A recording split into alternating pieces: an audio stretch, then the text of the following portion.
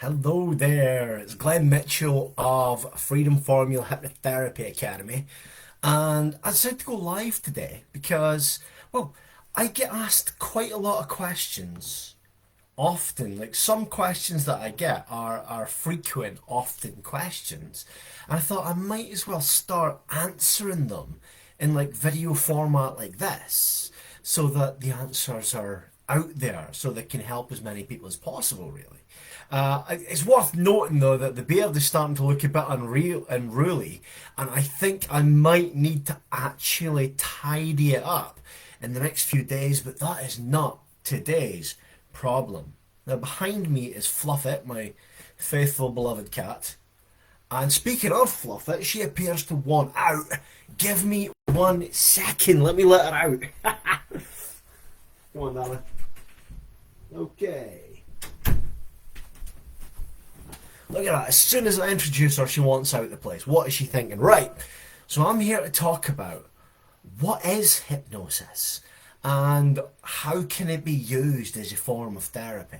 So, what is hypnosis, first of all? Let's tackle that because it's actually quite an easy question to answer, yet it is like there's so much misinformation out there about it. It's such a maligned topic, actually. So, hypnosis is a singular focus of the mind, a pinpoint singular focus of the mind with reduced peripheral awareness. That is, we focus so much on the one thing. Now, it could be the hypnotist's voice, it could be the words that they're saying, it could be pictures and movies that we're making in our own mind. But we focus so much on the one thing, everything else just disappears. Everything else just fades away almost into obscurity. So any outside sounds and sensations can start to completely disappear, basically. Anything other than the thing that we're focusing on disappears almost from our brain, from our thoughts, from our peripheral internal vision. And so we are wonderfully, uniquely pinpoint focused. Now, that level of focus doesn't happen in the mind very often. It happens sometimes during meditation. It happens if we're super focused on a task. We're in that state of flow that's been described many times. Otherwise, we don't tend to go into singular focus. We tend to be focused on several things at once. Like, well, the stimulus around us, I'm not thinking about just one thing, I'm looking all around me. So, in that way, hypnosis is a state that the mind is very capable of, but a state that the mind doesn't go into often enough. And so it allows us to be able to make changes to internal thoughts, feelings, behaviours, change our relationships with certain feelings and behaviours, reframe certain situations. And this is why it can be incredibly powerful, because it allows us to kind of bypass our own doubts, bypass our own anxiety centres, I'll talk about that in a moment, and actually focus purely on the solution that we're creating. Now, what am I talking about when I say the anxiety centres? And that is, the brain has got awareness centres that help us process certain emotions, help us be aware of what's going on around us, help us to deal with things like fight, flight, and freeze mode. And those centres tend to be very active throughout the day. Now, in hypnosis, the mind actually takes the energy away from those areas in the brain. And this has actually been observed in brain scans from neuroscience researchers who have actually seen this happen in hypnosis, and the blood flows elsewhere.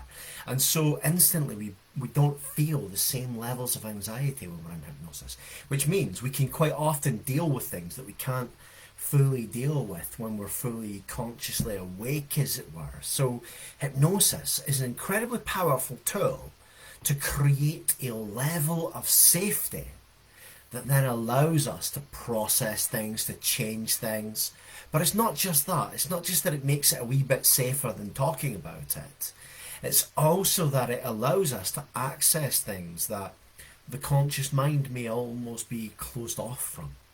So we're able to access things that we didn't realise, we hadn't thought about when we were fully conscious.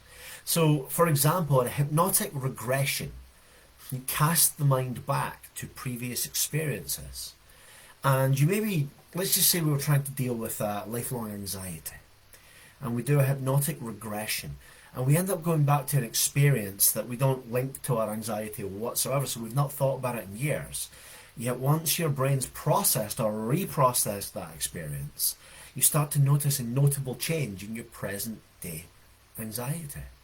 And that's because of how the brain's organized, because of how the mind works, the difference between the fully conscious, fully aware mind and the subconscious or unconscious, or however you prefer to look at it. I like to think of these things all as models of the mind. And when we use the models, it tends to help our understanding. So conscious and subconscious is the terms that I choose to use. And the basic gist is conscious is my thinking mind right now, the parts of me that are consciously thinking, what do I say next, what do I say next? And then the subconscious part of the mind are the parts that are unconscious, are the parts that are running all sorts of processes in my body. They're serving me up automatic thoughts. They're giving me my responses to stimulus happening around me. In hypnotherapy, we quite often make changes to those subconscious processing processes so we can start to change ingrained habits very quickly. And this is why it can become very powerful and useful for things like addiction and things like lifelong anxiety, even lifelong depression. We can make change a lot of the time a lot more quickly than you will with a lot of other therapeutic modalities, because we do bypass a lot of the sort of the worry, the fear, the doubt, and kind of get straight into things. Now, so hypnosis, like I say, is that singular focus of the mind with reduced peripheral awareness. It creates a sort of a changing in the blood flow of the brain. It takes things out of anxiety centres and puts them into places that are more empowering. Helps us to bypass those parts of our mind that create fear, worry and doubt. But I said earlier, there's so much like misinformation about what hypnotherapy is or hypnosis is as well. And so, for example, some people still believe that it's witchcraft. And no offence to anybody that identifies as a witch, by the way, because I know quite a lot of people who are sort of witches and also hypnotherapists, and they say, well, it is pure witchcraft, and here's why. I don't know much about witchcraft, but I'm talking about sort of the 14th century definition of witchcraft, get you burned at the stake witchcraft. A lot of people think it's that still, believe it or not, that is still a prevalent sort of thought in a lot of people. A lot of people think it's pure placebo. It only works because you might believe in it. Now, the reason why I don't believe that is because I've had a lot of people sit in front of me and they don't believe in it until they feel the difference, until it's happened and they've felt a change. And the other reason why I don't believe in it because is what I do seems to matter. I have to match what I'm doing to the person in front of me. I can't just sit there and read a hypnosis script and make change. I'm working with a human being, and that's why it's hypnotherapy and not just hypnosis. And that's why I always say what I do is hypnotherapy, because I'm using hypnosis as a form of therapy. I'm working with another human being therapeutically. But the amazing thing is the power of some of the changes that I've seen in people. I have seen people that have had lifelong anxiety have that anxiety literally evaporate in one session. I've seen people get free of 20 years of chronic pain in one session. But I've seen other people and they've been in sessions for 6 months in order to make change. And so, like, I'm not going to sit here and make a claim that you'll always make a change in 1 to 4 sessions, because it's just not true. You often will make a lot of change in that time. And almost everybody that I work with as a hypnotherapist makes change of some description in session 1. But lifelong change can take a lot longer. But if you've got someone that suffered for years, other therapeutic modalities have not helped them, and that first session gives them hope, think of how powerful that is, and think of how good that feels to you as a therapist as well. It's utterly amazing. I mean, working in hypnotherapy has been just the most wonderful experience for me. It's something that I will always do. I love it dearly.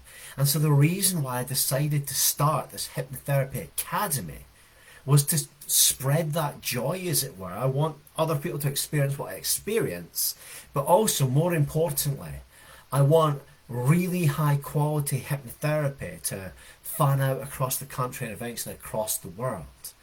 I've seen hypnotherapy courses that are like a 1 day online course, and they apparently qualify you to be a hypnotherapist. Now, it scares me a little bit. In 1 day, you can learn some of the basics. You cannot learn to be a therapist.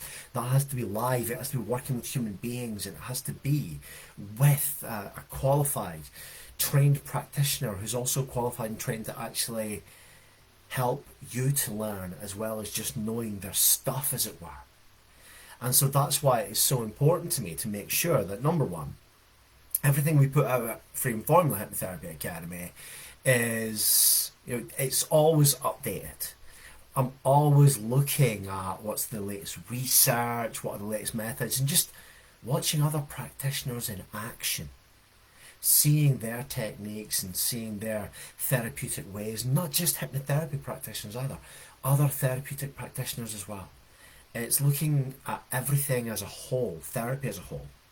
Hypnosis is the modality. However, I say that, yet in my therapy, I also add in mindfulness, NLP, laughter therapy, which is the thing I'm most recently qualified in. And I got to tell you, it is amazing. A lot of people, when they're at a low place, they think laughter therapy is the last thing I want. But when we introduce it a little bit into the session, it lifts them out of that dark space that they've been in and actually creates the space to do some of the other work that we might do in the hypnosis. So a lot of these different modalities really work well together, and that's the beauty of this.